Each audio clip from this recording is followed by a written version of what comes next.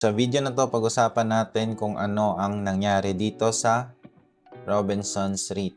Kasi kung i-check natin yung RCR o yung Robinsons Land Commercial REIT Incorporated, ayan, may biglaang pagbaba at baka magtaka kayo kung bakit nagkaganito yung presyo ni RCR. Ganong may balita na idadagdag na siya sa index or magiging parte na siya ng PSEI index.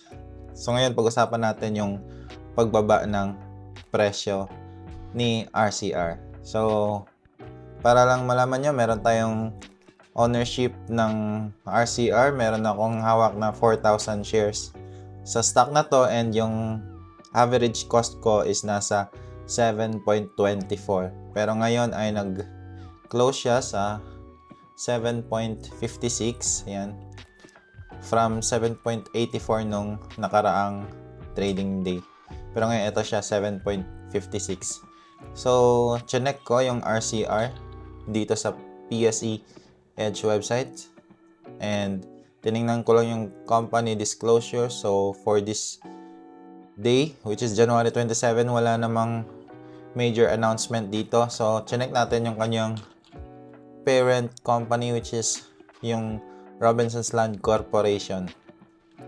So dito meron silang material information or disclosure na binigay. So chinek lang natin yung laman nito at ito yung nabasa natin. So dito makikita natin na merong block placement ng 945,946,000 common shares ng RCR sa price na 7.40.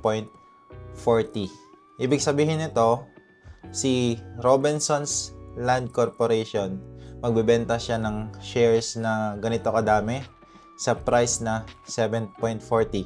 So kung mapapansin nyo, discounted yung price based doon sa last traded price na 7.84. So merong mga around 5% something na discount, and ito yung makukuha nilang pera kapalit nung pagbebenta ng shares na to. So ano yung naging epekto nito sa RCR? Ngayon kung i-check natin si RCR, yan, punta ulit tayo kay RCR and tingnan natin yung kanyang public ownership report. Ayan, meron siyang number of issued common shares or outstanding, same lang yung issued at outstanding niya, 19,548,803. So yan, nilagay natin yun dito. Ayan yung common shares outstanding. Ngayon, ito yung nangyari, no? Yung kanya palang check natin ulit yon. Sana ba yun? Yung kanya palang public float, which means yung ownership ng public doon sa total common shares outstanding ng RCR ay 39.34%.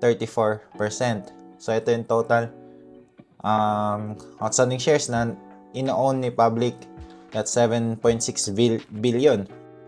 So ngayon, dahil sa transaction na yon, ayan, ito yung shares na ibebenta nila on a discounted price.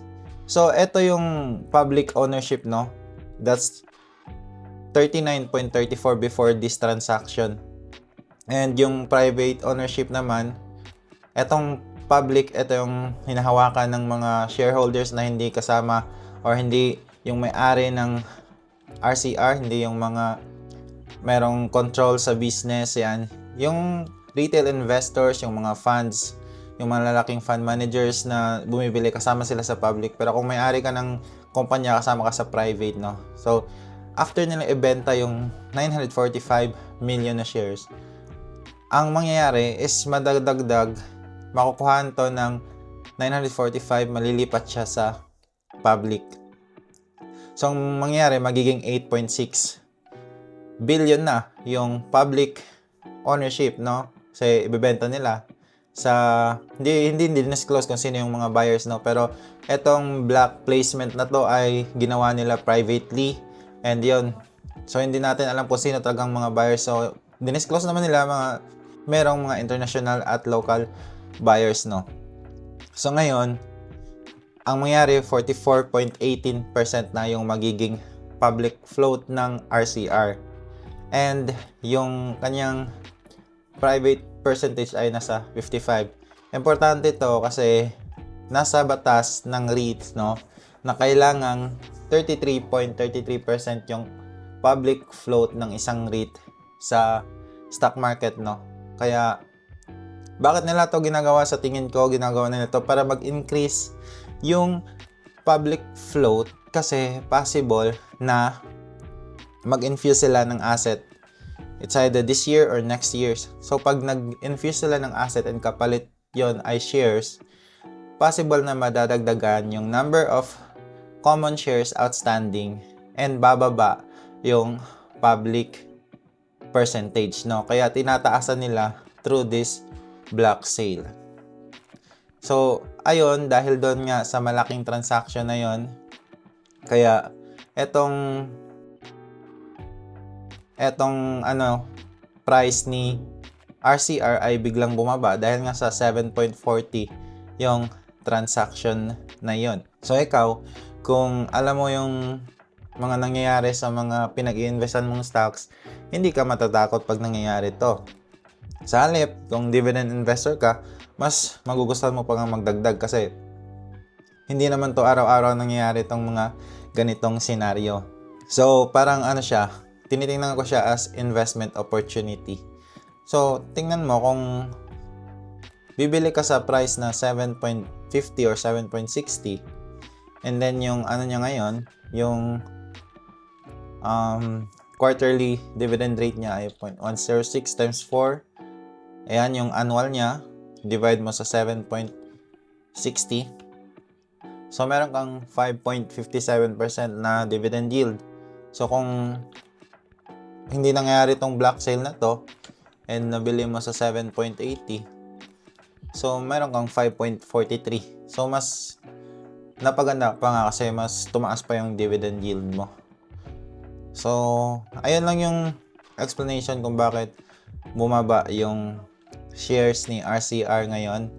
And ayun, expected na natin na idadagdag na siya sa PSEI ngayong next week mag-start, which is February 2, Monday.